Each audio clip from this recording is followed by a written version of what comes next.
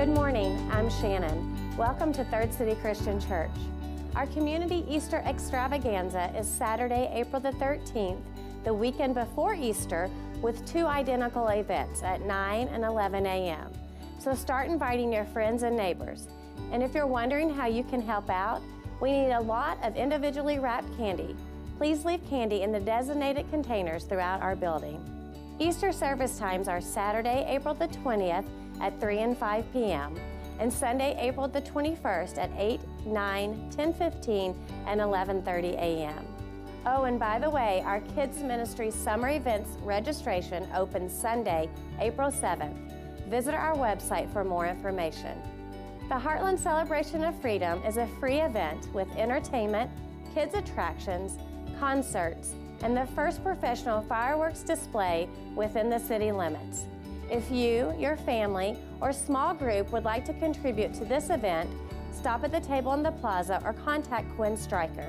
The Element Kingdom Feast is next Sunday, April 7th from 5:30 to 7:30 p.m. It's an opportunity for us to celebrate and support the kingdom work being done with and through our students. Attend as an individual, couple, or with your small group, but don't miss the delicious food, fun-spirited dessert auction, and kingdom stories from our students. Tickets are $10 each and are available today in the plaza. We exist to worship God, serve Him with our lives, and grow as followers of Jesus Christ. Third City is Love Unlimited. Well, good morning. Welcome to Third City Christian Church. We're glad to have you here this morning. Would you stand up as we begin our worship this morning? We're in the last week of our Radical series, and we're super excited about what God has done through this series, and He's going to continue to do this morning.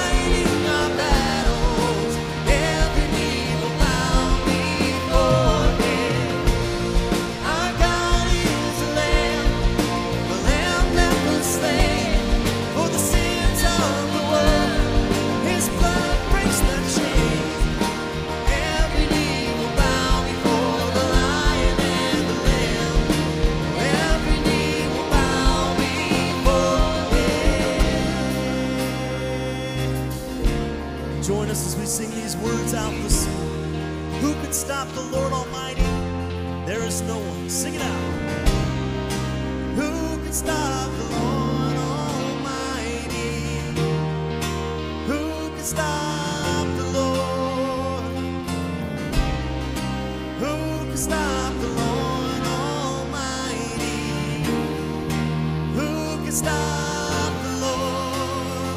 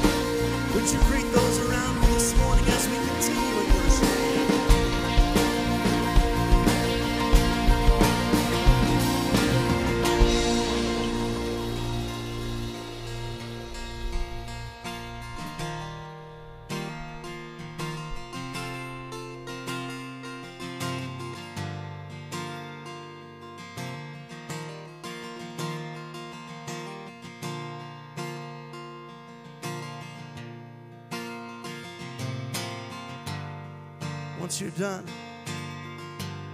greeting those around you, you may take a seat.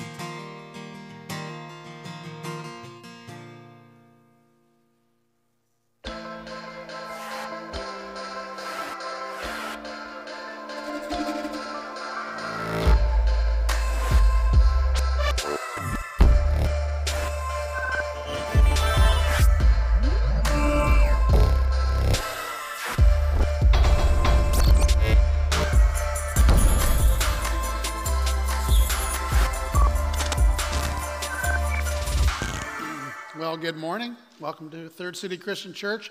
This is a place that we're trying to make Love Unlimited more than just a catchphrase. We really want to live this out. And speaking of that, we challenged you a while back with something called Hope Nebraska, because we've all been impacted somehow by what's happening with flooding in our region. And first of all, you've been very generous. We thank you. I think over $17,000 has been given by you to assist families in our region. So praise God, right? God is good, and God is a blessing through the generosity of his people. So we're thankful for those of you who have been able to help share that way. Now, another thing is we are really grateful to our banking partner, 5 Points Bank, because they are working with us to create a gift card that will say Love Unlimited on it, and have our website so people can refer to that. But the great thing about that is when we go to help families now with resources, they'll have something that shows them where that love came from. So that's pretty cool. And we've already helped a couple families already, families from our very church who had some immediate needs. So we're glad that we're able to do that. And there's a lot more we can still do. Well, how many of you subscribe to Netflix? Just a raise of hands. Me, come on, this is church. It's okay. I don't think that's wrong. I do, okay. As a matter of fact, it's really a phenomenon. Netflix has more subscribers than cable TV now. That's how big it is. And they have this blockbuster hit. How many of you are Stranger Things fans? Anybody own that? It's a pretty interesting show. Pretty interesting. It's about this kid that gets caught up in this upside-down world, this alternate world. And it's full of all kinds of dangers and terrors. And so his friends and his family have to come into that world and rescue him. And that's all I'm going to tell you. I think there's another season coming out in the summer, so we don't want to mess with that. But here's the point that I want to make. It got me thinking. Jesus came to confront terrifying forces to get us back. That's really the essence of the gospel. It's literally explained in Acts chapter 17 when it says that he and his church came to turn the world upside down. But I think if the church had a Netflix series, it wouldn't be called Stranger Things. I believe it would be called Greater Things. As a matter of fact, Jesus said these words in John 14:12. He said, "Very truly I tell you, whoever believes in me will do the works I've been doing, and they will do even greater things than I have, because I'm going to the Father." In other words, I just got this thing started, he says. And now you're going to do greater things than even I did.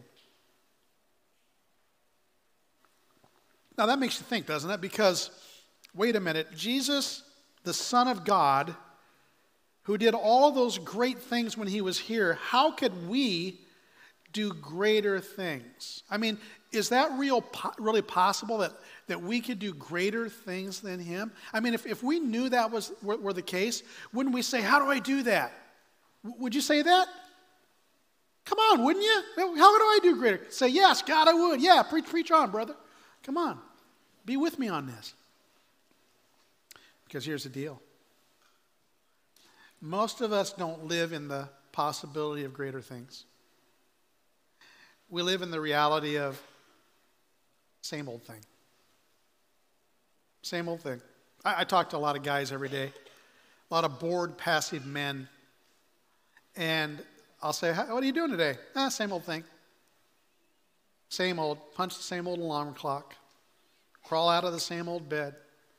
Look at the same old guy in the mirror and shave off the same old whisker stub and put on the same old clothes and make the same old lunch and kiss the same old spouse? No, they don't ever. Most of them don't say so. Go to the same old job, do the same old things there for the same old boss who tells the same old jokes. Then I drive the same old car back to the same old gas station to get the same old gas, to get me home to eat the same old food and sit in the same old chair at night and watch the same old sports center and brush the same old teeth and crawl into the same old bed and ask the same old question. Get the same old answer. You don't get that? Everybody else got that.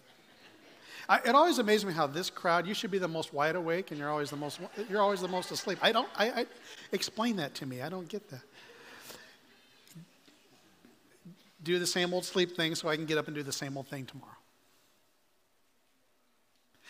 Are any of you tired of the same old thing? Jesus said to his followers, no more of that. He says, I have come to bring you life. I've come to have you do greater things. And that was radical then. It is radical today. It really is. And here's why. He said, I want you to do what I came to do. I came, he said in Luke 19:10, to seek and save the lost. And the why of that is to love people back to God. That was his vision for us. It was his vision for our world. That's the why. But how do we do that? He says in Matthew 28, verse 18, go and make disciples of all the nations, baptize them, teach them to obey everything I've taught you and commanded you. And if you do that, I'm going to be with you in this. I'm going to go with you to do this thing.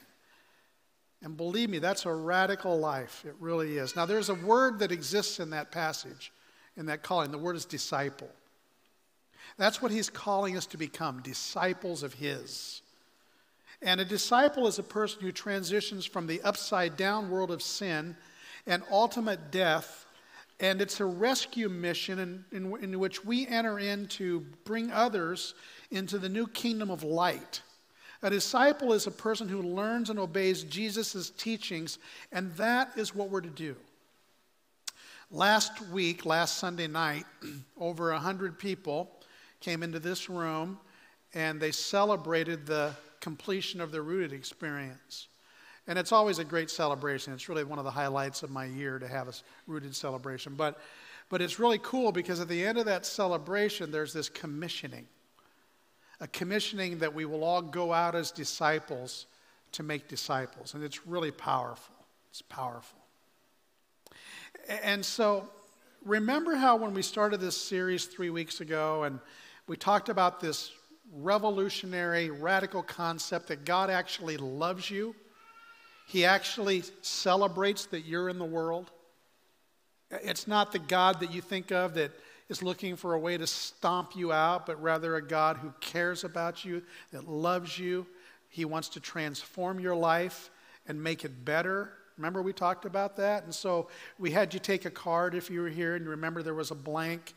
And in that blank you're invited to say, here's something I need to die to so that I can let God bring me to life. Remember that?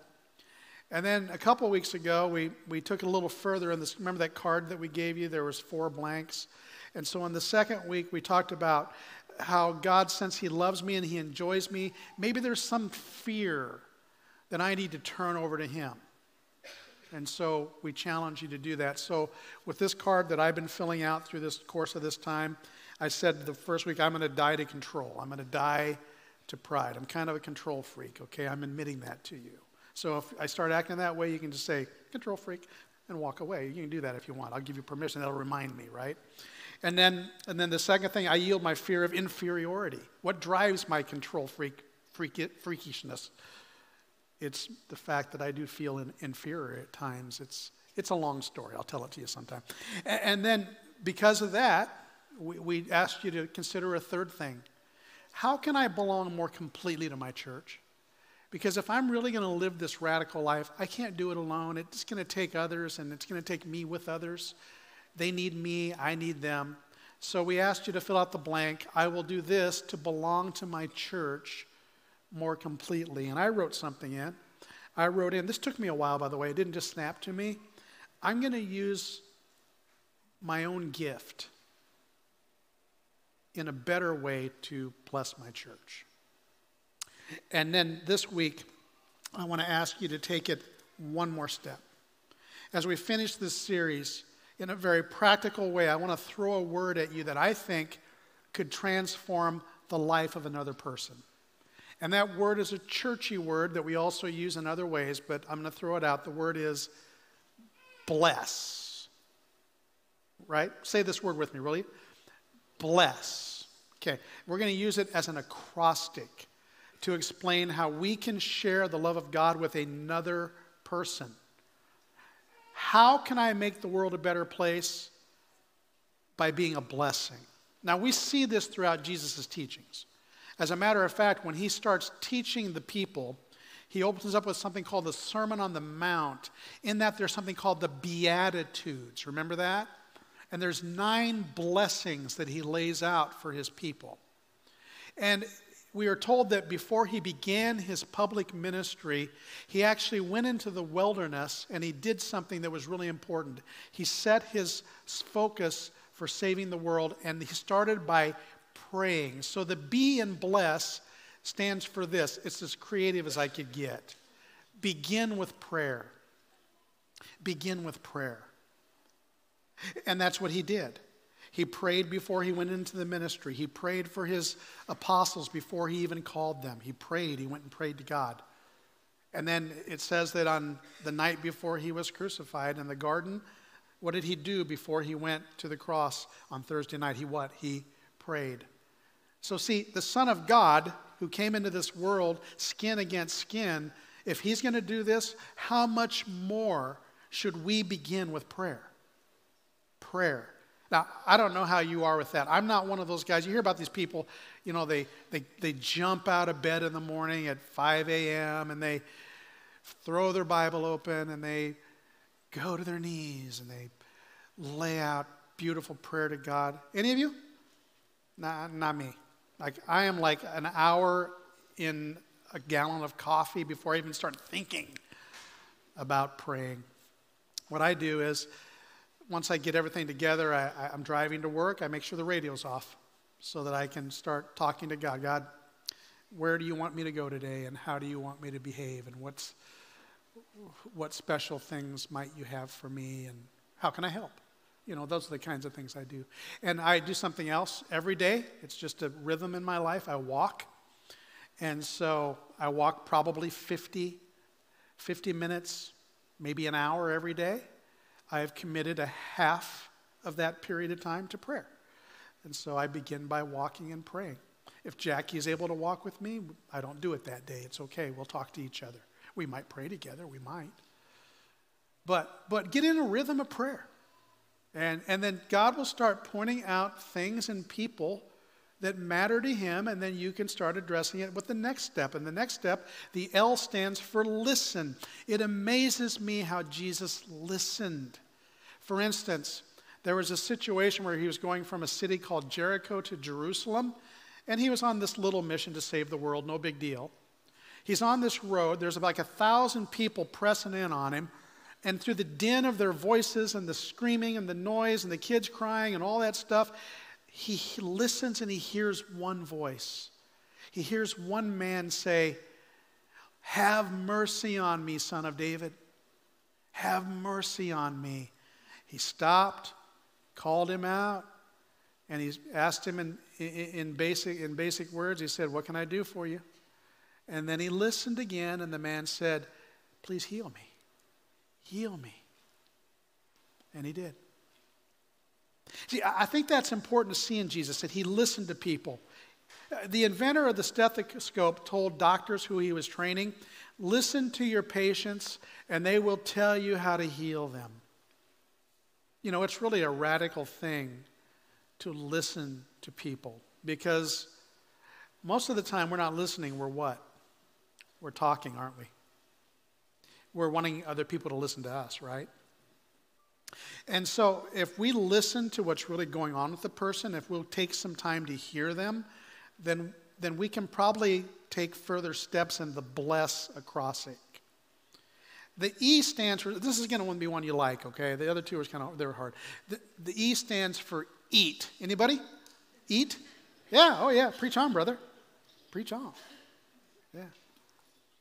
Have you noticed that sharing a meal with a person breaks down the barriers of reservation? You know what I'm talking about? Like, so you start eating and all of a sudden people are, they're talking about things they normally wouldn't talk about. In Matthew chapter 9:11, the Pharisees accused Jesus of eating with tax collectors and sinners. He said, yeah, I own that. I own that because these people need me. And I don't mind eating with them. As a matter of fact, I kind of like it. He used a meal to do one of the greatest miracles of all time when he fed the 5,000. When he returns to his followers for the last time before he goes into heaven to prepare our great banquet, he prepares a barbecue meal on the beach for his apostles. In fact, so that we can remember him consistently in the church, even today, 2,000 years later, we do what after the sermon? We share the what? The Lord's Supper. It's crucial to who he is and what he calls us to be. It's central to our blessing to eat together. And so the next time someone looks at you crossways for taking seconds on dessert, say, back off, I'm on mission, buddy.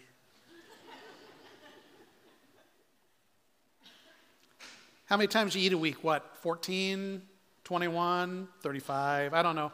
Whatever it takes, right? Okay, you don't have to schedule that. It's like we do that. So invite someone to it. You say, well, I don't like having people at my house. Well, eat out. I like to eat at home, but I hate to cook. Have you heard of Hy-Vee Deli? Domino's delivers. Come on.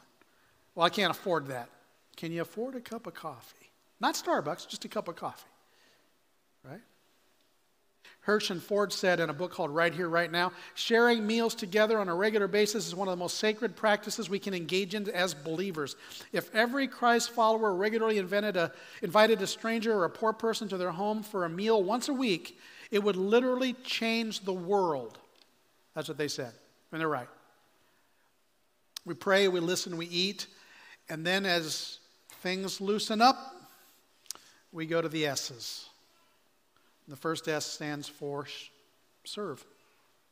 Because once you're with this person for a period of time and you start to hear their life unfold, it's amazing how you think, wow, I could probably help them in some way. And so you serve them.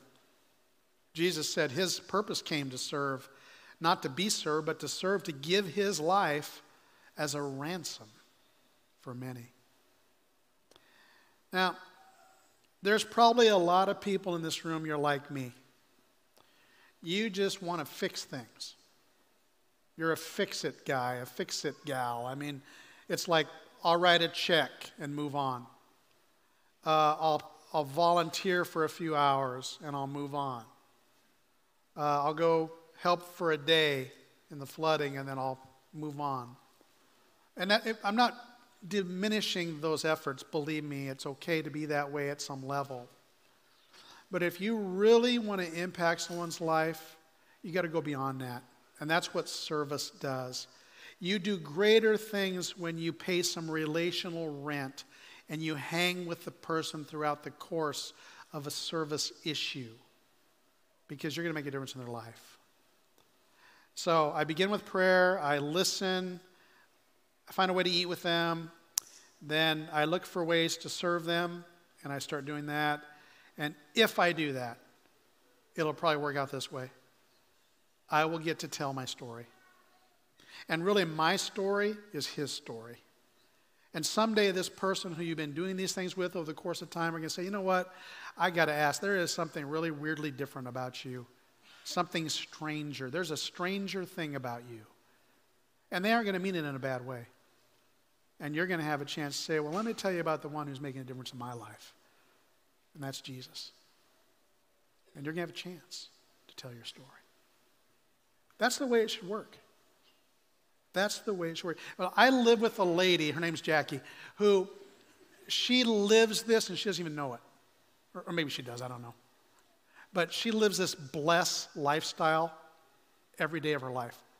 I mean, she's relentlessly praying for you. She is. And she's a great listener for her friends, and she knows what her friends and the people in her life, she knows what it is that they're struggling with. She can tell you everything that they're struggling with. If she wouldn't, but she could. And then she's really good at sharing food and meals with people. Like we do that all the time at our house because of her. And then, because I'm a recluse, okay? So like me, it's like close the doors and bar the doors. She lets people in all the time, and we feed them. It's really great. It really is. And then serving, like she's always looking for ways to serve someone, and she's very good at it. And then the time comes, and she gets to share the love of Jesus with them, and she's just so natural at it. It's a natural rhythm in her life. And it's really radical compared to the same old life that most people live. But let's just say that everyone in this room decided we're going to bless someone. Like over the next year, I'm going to identify one person. I'm going to write their name on this card that Scott threw out there in front of us.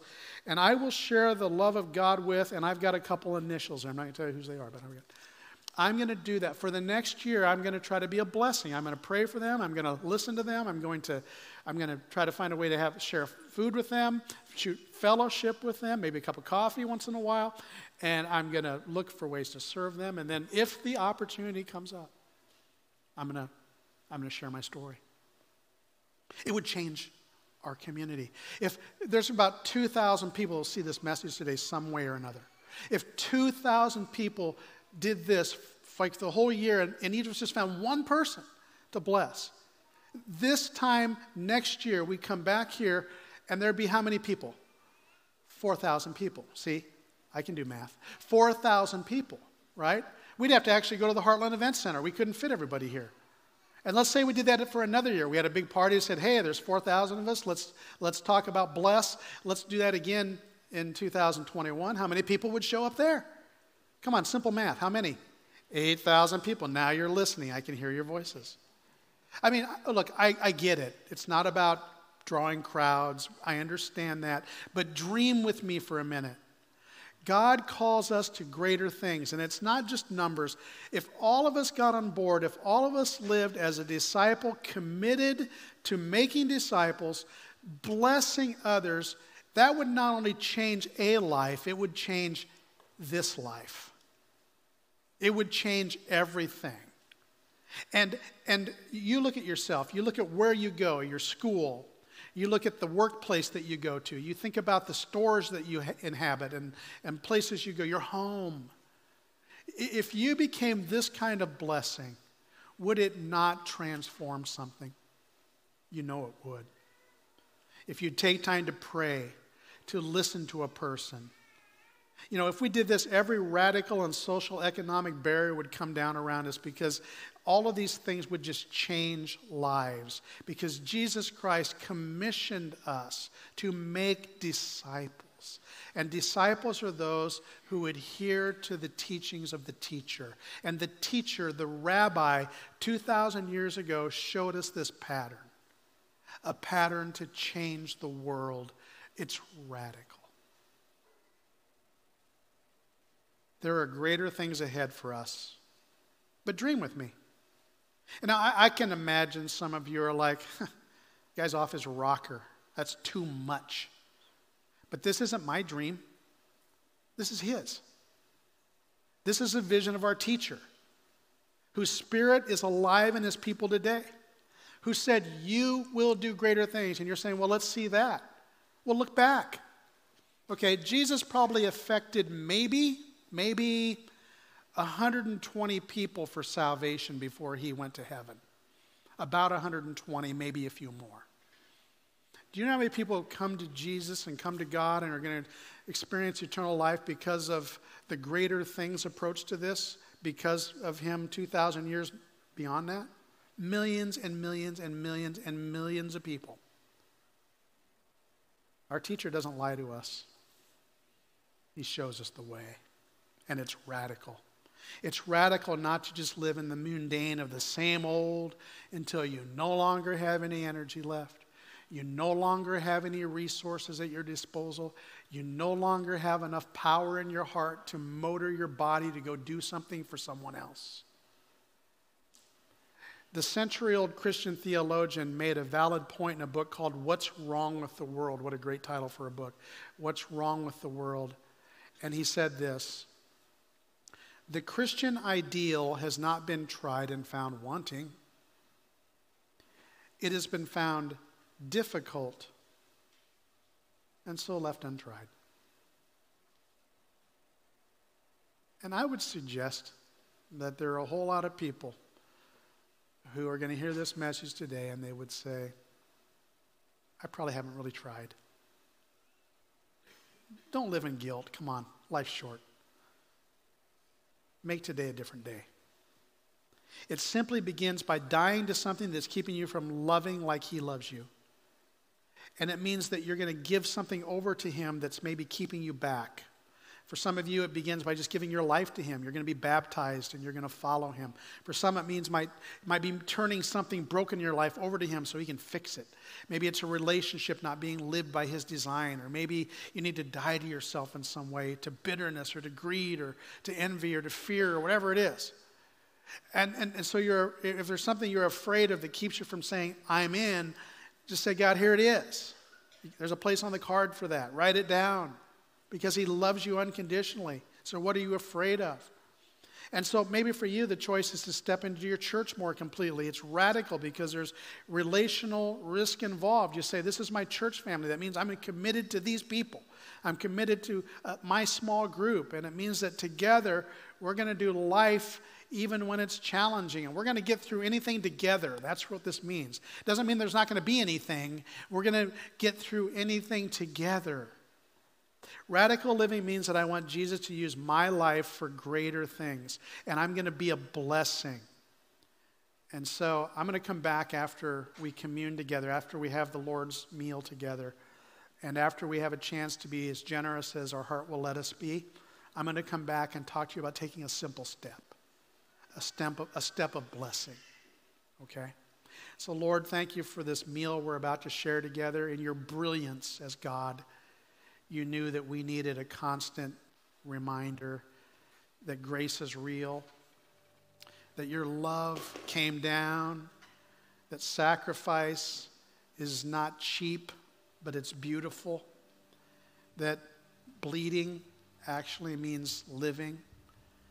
And in your great, great gift to us, we see a glimpse of what we can be for others. So, Lord, when we share this meal, there's a person. There's a person that needs to surface out of our soul, a name of a person that we can bless in the future. May that name surface so that we have a shot to be your people in blessing them. It's in Jesus' name we pray. Amen.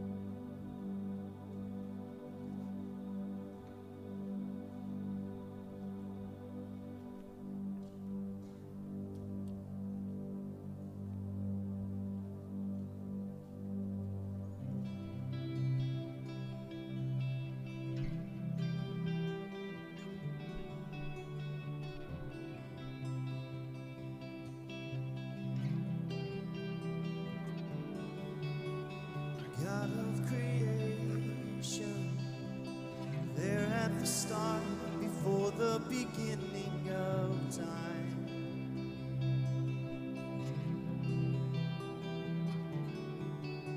With no point of reference, you spoke to the dark and fleshed out the wonder of light.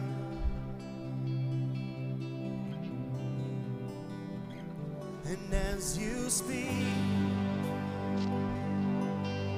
100 billion galaxies are born in the vapor of your breath. The planets form. If the stars were made to worship, so will I could see your heart and everything you made. Every burning star, a fickle fire of grace. If creation sings your praises, so will I.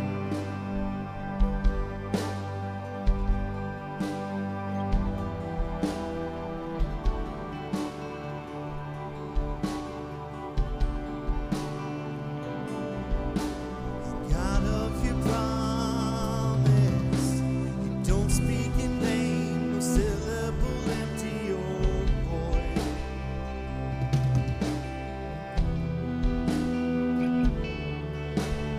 Once you have spoken, nature and science follow the sound of your voice. And as you speak, 100 billion creatures catch your breath, evolving in pursuit of what you said. If it all reveals your nature, so will I can see your heart and everything you say. Every painted sky, the canvas of your grace. If creation still obeys you, so will I.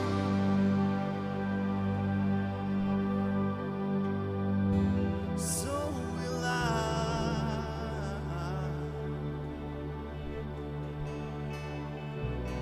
So will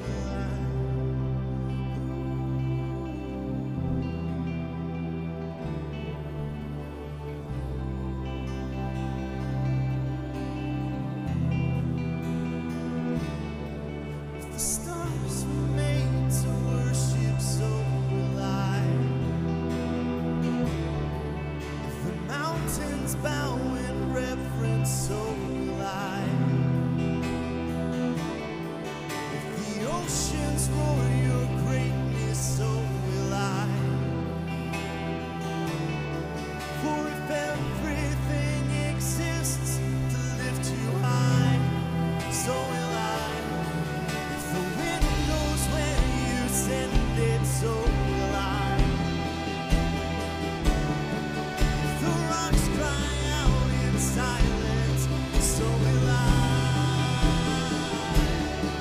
If the sum of all our praises still falls shy, I sing again 100 billion times.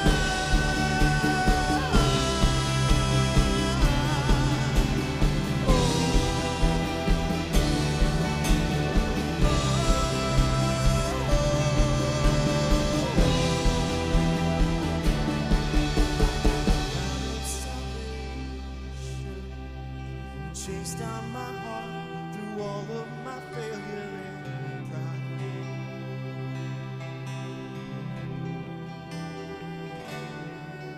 On a hill you created, the light of the world, abandoned in darkness to die. But as you speak, 100 billion failures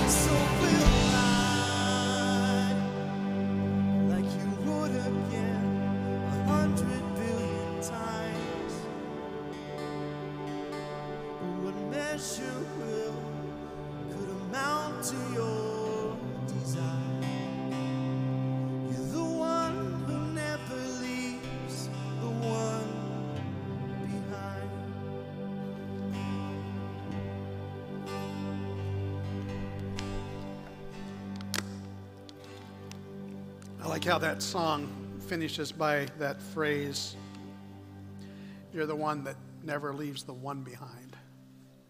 You know, we talk a lot about a lot of big things in churches. You know, we talk about, reaching the world, going into all the world, which obviously is our commission. But it all comes down to the fact that there's one person out there. And if today they knew there was hope, it'd be worth it. It really would be. It's a radical way to think. I'm not going to worry about the world as much as about the one, right? And so that's the life Jesus radically ushered in for us, where we're invited. And by the way, it's really unexplainable why he'd invite us in. It's a stranger thing to think that he's inviting us in to this mission. And yet, it's really for greater things he does. So we've talked about this card for a month now, and some of you still have yours. Some have lost yours. Some have never gotten one. Some still don't want one. Okay, it's a no-shame zone here. Don't worry about it. But we want to finish out this series by taking one more look at this card. And what I'm going to do with my card is I'm going to have it in a place where I'll see it daily. It might be a devotional book I'm using, or my Bible. It might be on a prominent place in my truck, And it's going to remind me that I want to be a blessing to people. If you didn't get a card or you want another one, there's plenty of them up here. Come grab one during the next couple songs. But we want to ask you to take another step today, too. It's a very simple thing, but it's more of a promise step. And that is, if you're committed to walking radically with God over the next 365 days, that you'll come up and you'll just take the stamp, radical, and stamp one of the whiteboards on either side of the stage. You're going to stamp that, and that's just your way of saying, in unison with this group of people, we have greater things in store for us because God calls us to those things. So if that appeals to you and you want to take that opportunity during the next couple songs, like I said, you can come forward and stamp the board radical. And be sure to take the card and fill out the fourth square. I will share the love of God with, and there's a person, or there might be some segment of society that you're really concerned about. I will share the love of God with, and fill that out and start praying for them and see where God takes you. And wouldn't it be something if next year at this time they were sitting here next to you? Wouldn't that be something?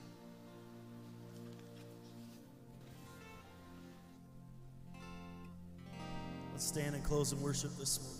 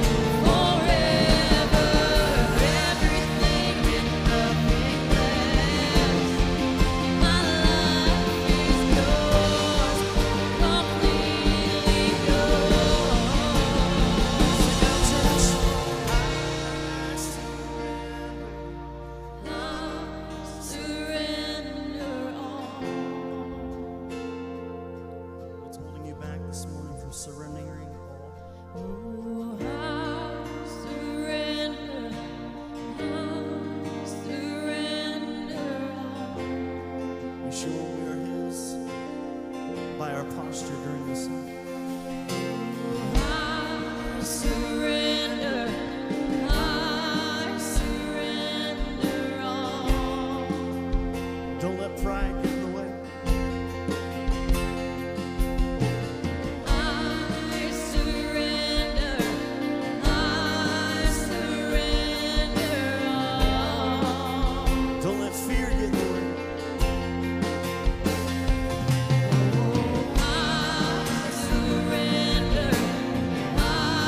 surrender all. Don't let the should-haves get in the way. I surrender all. Give it all to Him this morning. Come on, church, lift your voice. Sing this out with us. I surrender.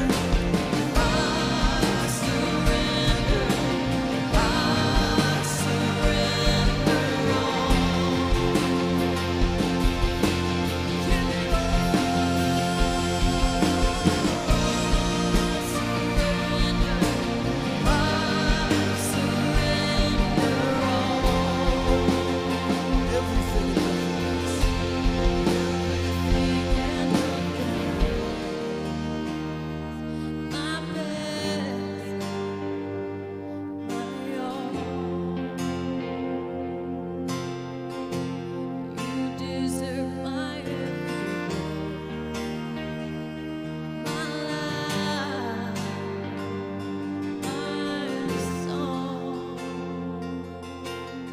So at the end of these 4 services that we've had this morning, these boards are covered.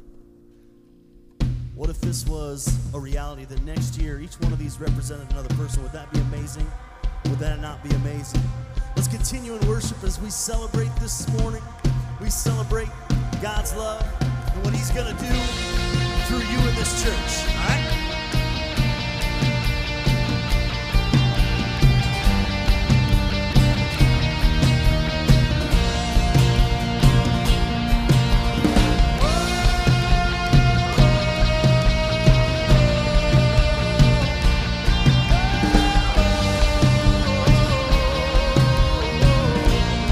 Sing this now.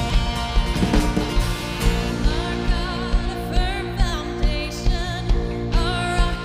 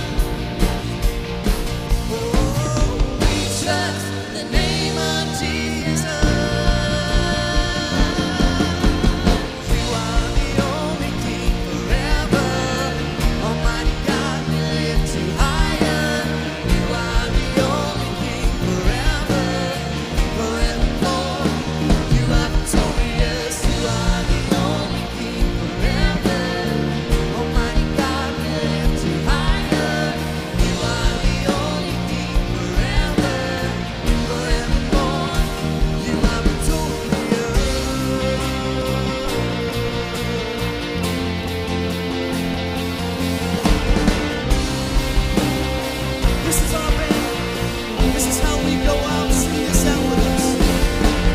We lift our banner high. We lift the name of Jesus. From age to age you reign. Your kingdom has no end. We lift our banner high.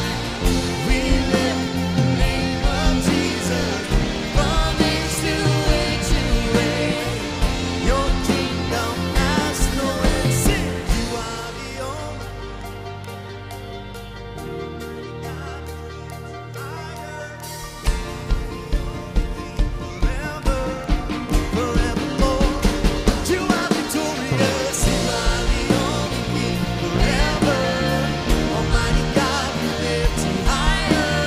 You are the only King forever, forevermore. You are victorious.